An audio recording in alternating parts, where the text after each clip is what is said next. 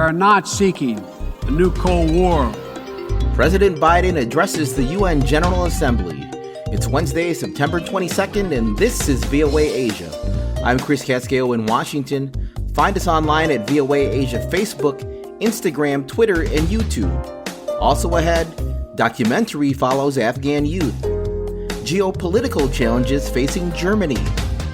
Calling for a ban on donkey slaughtering.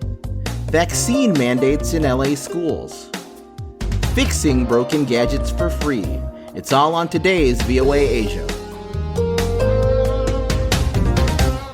In his first address as U.S. President to the United Nations General Assembly, Joe Biden opened by addressing the challenge and loss facing the world from COVID-19, and he appealed to delegates to address climate change.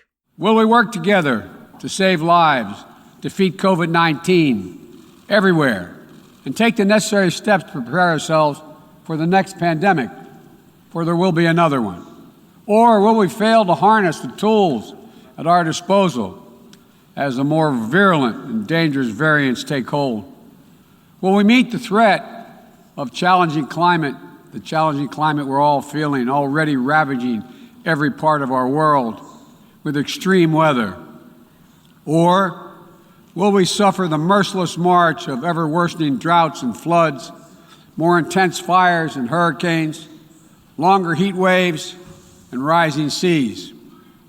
Will we affirm and uphold the human dignity and human rights under which nations in common cause more than 7 decades ago formed this institution? Biden says the world stands at an inflection point in history and called for diplomacy. We are not seeking a new Cold War or a world divided into rigid blocs. The United States is ready to work with any nation that steps up and pursues peaceful resolution to shared challenges, even if we have intense disagreements in other areas, because we'll all suffer the consequences of our failure. Biden delivered the speech after the chaotic U.S. withdrawal from Afghanistan and a new deal with Australia and the United Kingdom that has angered France, one of America's oldest European allies. The world today is not the world of 2001, though. And the United States is not the same country we were when we were attacked on 9/11 20 years ago.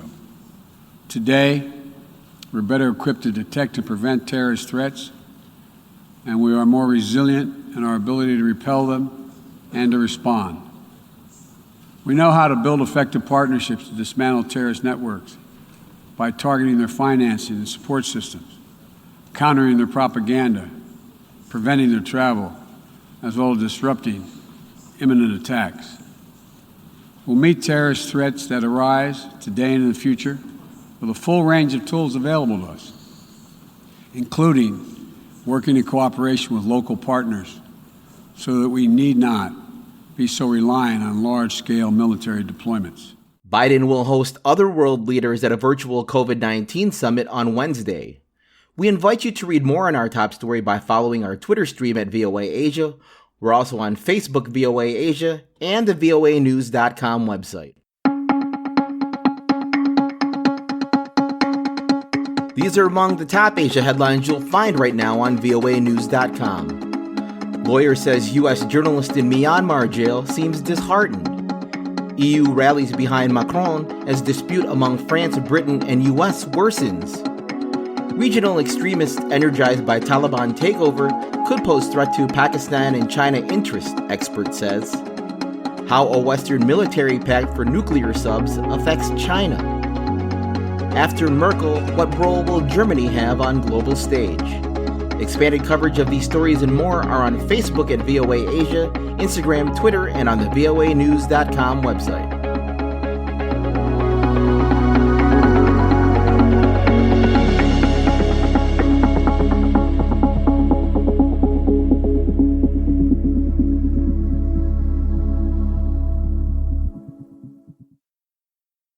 You're listening to VOA Asia on this Wednesday. The Taliban announced the list of deputy ministers on Tuesday, failing to name any women, despite an international outcry when they presented their all-male cabinet ministers earlier this month. My Childhood, My Country, 20 Years in Afghanistan is the latest documentary by award-winning filmmakers Phil Grabsky and Shoaib Sharifi. Grabsky spoke with VOA's Penelope Pulu about this 20-year film expose on life in Afghanistan through the eyes of an Afghan youth from his early childhood to today. Phil Grabsky's lens starts following young Mir's life since U.S. and Allied forces invaded Afghanistan in 2001 after the September 11 attacks. Months before the 9/11 attacks on the United States in 2001, the Taliban had destroyed the Buddhas of Bamiyan in Afghanistan, one of the most significant archaeological sites in the world. Grabsky flew to Kabul to chronicle how these events were affecting the embattled country. While touring the ruins, he met young Mir and his family living in caves in abject poverty. That energy, that vivacity, that inquisitiveness, I suddenly thought, of course, the film is what will happen over the next year in this young boy's life. Because that then projects the audience forwards, thinking about the future of Afghanistan. Gradually, says Grabsky, Mir's boyish exuberance and optimism faded under the weight of poverty and family responsibilities.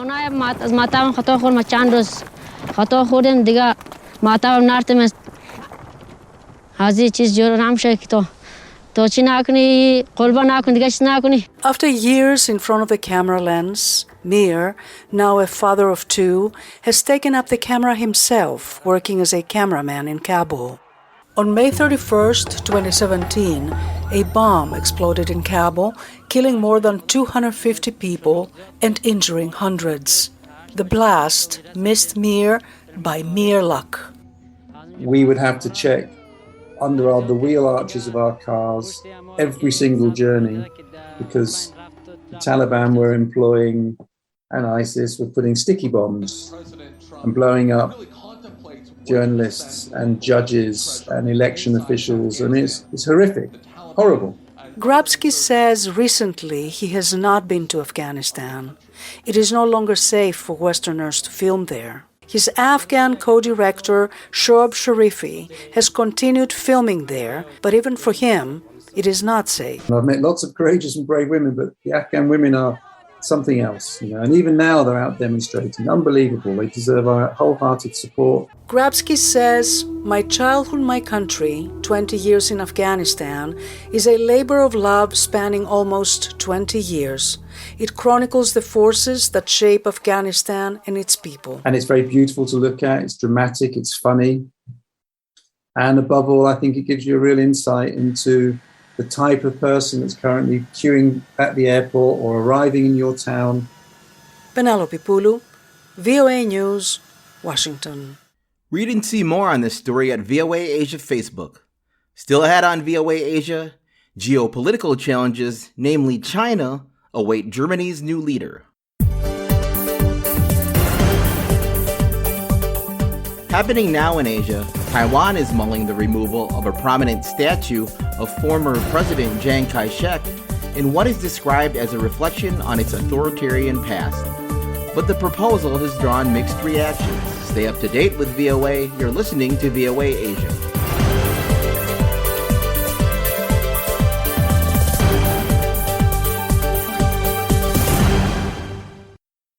Thank you for joining us on VOA Asia.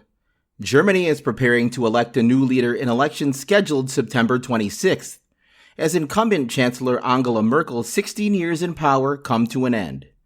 As Henry Ridgewell reports from Berlin, her successor will face a series of immediate geopolitical challenges, from the rise of China to balancing transatlantic relations. Hamburg, Germany's biggest port, handles more than 8.5 million containers every year. Almost a third are shipped to and from China, 4 times more than second-placed the United States. And Beijing has its eyes on this critical part of Germany's infrastructure. Chinese state-owned shipping firm COSCO wants to buy a third of the shares in the container port. The port's owners and the mayor support the deal, saying it's vital for Hamburg's growth. But critics say Germany should be wary. Jürgen Hart is a lawmaker with the ruling Christian Democrats Party. In China, business plans are not mainly the reason to do business, but political decisions of the Communist Party. Therefore, we should look very carefully on such a deal. I would prefer to have a change of shares between Hamburg Harbor and maybe Shanghai Harbor. But China does not allow foreign companies to own its infrastructure. Germany's geopolitical dilemma echoes that of Hamburg. Is China friend or foe? In recent years, tensions have grown over Beijing's treatment of its Muslim Uyghur population, the crackdown on democratic rights in Hong Kong, and military expansion in the South China Sea. Germany has found itself caught in the middle, says analyst Liana Fix. Europe and the European Union is undecided about which way to pursue. On the one side, they feel the pressure from the United States. On the other hand, there are also economic interests, especially for member states that are highly dependent on trade with China. Germany's leadership could be out of step with the population, according to a recent poll, says analyst Liana Fix of the Korber Stiftung Foundation of International Affairs in Berlin. We asked the German public to what extent they would support sanctions towards China, even if it hurts their economy, for human rights issues, for human rights violations. And there the majority of Germans said they would support sanctions against China. With Russia too, Germany finds itself caught between East and West. Despite Russia's 2014 invasion of Ukraine, German Chancellor Angela Merkel has pushed ahead with the construction of the Nord Stream 2 pipeline, which was completed this month. It will carry Russian gas directly to Germany, bypassing Ukraine, which has until now benefited from lucrative transit fees. Ukraine's president recently offered Merkel this blunt warning. I believe that this Nord Stream 2 is a weapon. I believe that not to notice that this is a dangerous weapon, not only for Ukraine, but for the whole of Europe, is wrong. The United States also opposes the pipeline and has imposed sanctions on Russian companies involved. Again, Liana Fix. The strong opposition from the United States has to some extent led to a reaction in Germany which said, okay, why is the United States getting involved in our energy policy? Navigating global affairs won't be easy for Germany's next leader, says analyst Gero Neugebauer, a professor of political science at the Freie University in Berlin. Die Mehrheit nimmt wahr, he said the majority of people see that Germany is currently in a crisis situation. Globalization is at play, the war in Afghanistan, conflict in Europe, the question of what impact globalization has on jobs, migration and climate change. Merkel's successor will have either limited international experience or none at all. Entweder geringe internationale Erfahrung oder keine. Merkel sought compromise and dialogue. How will her successor balance Germany's drive for prosperity with competing global rivalries? The world will be watching closely as Europe's biggest economy prepares for a new era. Henry Ridgewell for VOA News, Berlin. VOA Asia Facebook is the choice of millions to see and read the latest stories about Asia and the United States. Follow us on VOA Asia Facebook. VOA Asia is also on Twitter and YouTube. Subscribe to all of our platforms for free. See, hear, read, and share all the latest from VOA Asia anytime. VOA Asia is your trusted source for news, information, and great features.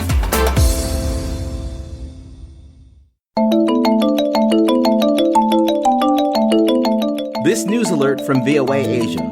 Police said Tuesday that 44 people were arrested as hundreds of demonstrators marched in the streets of Melbourne, Australia's second largest city, against mandatory coronavirus vaccine rules in the construction industry. All the big stories come your way through the day on VOA Asia Twitter and Facebook. This is VOA Asia.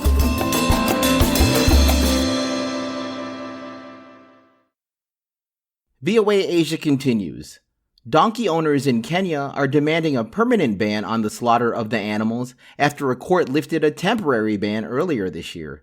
They say their donkeys are being stolen and killed to meet a demand for beauty products and so-called medicine in China.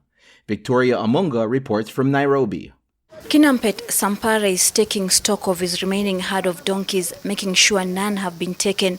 He says he did not worry about losing his animals a year ago during a government order that shut down donkey slaughterhouses. But since July, 6 of his donkeys have disappeared from his land. Sampare is convinced it's because the temporary ban on donkey slaughter was lifted in May, allowing the meat and hides to be sold again to Asian markets. Hiyo factory lilifungwa, wizi wa punda. He says when the donkey factory was closed, the theft had stopped. It had stopped because since then, no donkey was lost until recently when 6 of my donkeys were stolen and my neighbor's 2 donkeys.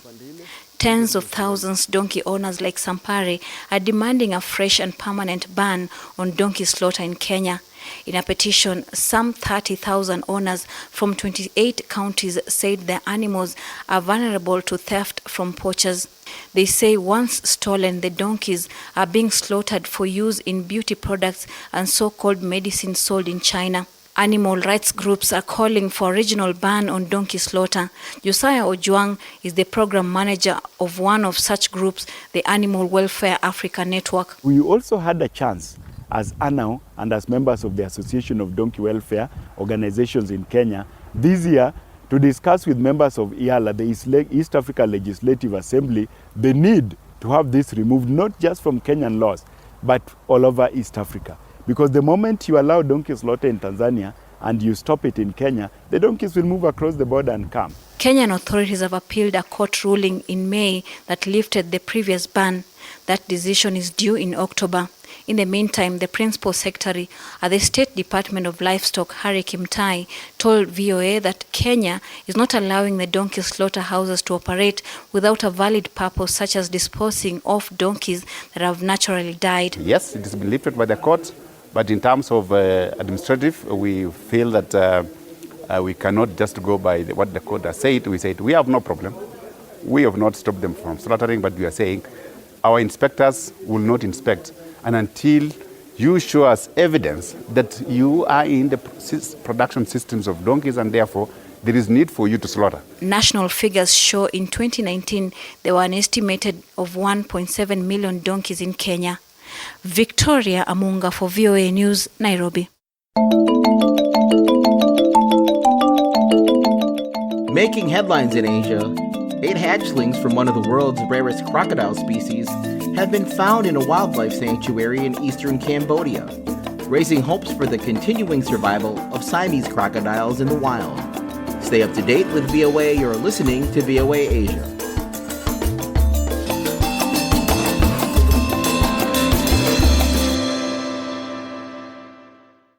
Now on VOA Asia, the Los Angeles Unified School District will require all students over the age of 12 to be fully vaccinated by January if they want to attend school, making it the largest school district in the U.S. to issue such a mandate. Angelina Bagdasaran talked to experts and residents about the mandate. Anna Rice narrates her story. Schoolgirls Zaina and Sarah happily welcomed the news that the Los Angeles Unified School District will require all students over the age of 12 to be fully vaccinated by January if they want to attend school. To prevent everyone to get COVID and I don't know, I think we should get rid of COVID as soon as possible. So I'm vaccinated, everyone in my family is vaccinated. I feel like it's better for people's health. Starting from January 2022, school children in the Los Angeles Unified School District will only be able to attend school if they show proof of vaccination. That will make it the largest school district in the nation to issue such a mandate. This is a tough decision on multiple fronts. It is easy to wait for someone to tell us what to do. LA Unified is leading because we must. Our communities cannot wait. The mandate will affect 225,000 school children from grade 6 through 12. Local authorities report that many children over 12 have already gotten their shots, but some 80,000 children remain unvaccinated. A large proportion of parents support the new mandate. I think it is good. It's good for them because it's more security vaccinated than not. Others, however, strongly oppose the new rules. I do not support it. I don't think there's enough research yet to really understand what the effects are. I'm not anti-vaccine by any means. I just think we need a little bit more research. Those who oppose mandatory vaccinations for school children are also fighting against the face masks regulation that is currently in place in California. All school students and staff must wear face masks at school and take a weekly COVID test. Infectious diseases professor at UCLA, Timothy Brewer, believes, however, that soon the vaccination will be mandatory not only for children over 12, but also for younger children once it is approved by scientists. Studies are ongoing right now to look at children younger than 12 and vaccine protection and safety in these age groups. I think once we have those data, then we'll see mandates for younger children as well. Brewer believes other school districts around the country will soon follow Los Angeles and make vaccinations for school children mandatory. For Angelina Bagdasaran in Los Angeles, Anna Rice, VOA News. Finally on VOA Asia, instead of throwing away broken gadgets, repair enthusiasts encourage people to try fixing their own things with fix-it clinics and free tutorials. Matt Dibble reports. When the timer that Myra Silverman uses to turn on lights in her home broke, she could have replaced it for about $12. Instead, she brought it to a fix-it clinic. We all ought to be able to fix our things rather than just throwing them away. Also here tonight, a toaster, a Laserdisc player, and a pepper grinder. Peter Mui has been running free workshops like this one since 2009, motivated by the decline of repair shops and the growth of what he says is a throwaway culture. The issue that we're all facing right now is that our consumption is killing the planet. Something is broken about the way that we are constantly bringing these new items into our lives. The clinic supplies tools and volunteer coaches. Most of the stuff that we get presented with, we can fix. We have a 70% repair rate on average. But repair advocates like Kyle Wiens say their work is getting harder because manufacturers withhold repair information and parts. It used to be every product came with instructions on how to take it apart. These days, unfortunately, they don't. So we take things apart, figure out how to fix them, write instructions, put them online, and make it easy for the next person.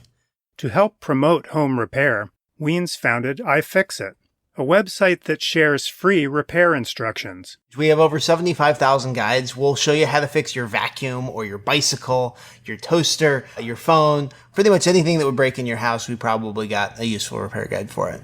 I hope so, yes. Back at the Fix-It clinic, some will be going home victorious, while others will live to fix another day. But all should take home some new skills and knowledge. Matt Dibble for VOA News, Oakland, California. Thank you for listening to VOA Asia. Like us on Facebook, VOA Asia. Follow us on Twitter at VOA Asia. You can also find us on Instagram, YouTube, and at voanews.com. Thanks for joining us, and thanks to our service chief, Diane Gao. Our VOA Asia team includes Jim Stevenson, Keith Lane, Amy Hybels, and Doug Bernard. I'm Chris Casqueo in Washington. Enjoy the day. You take care now.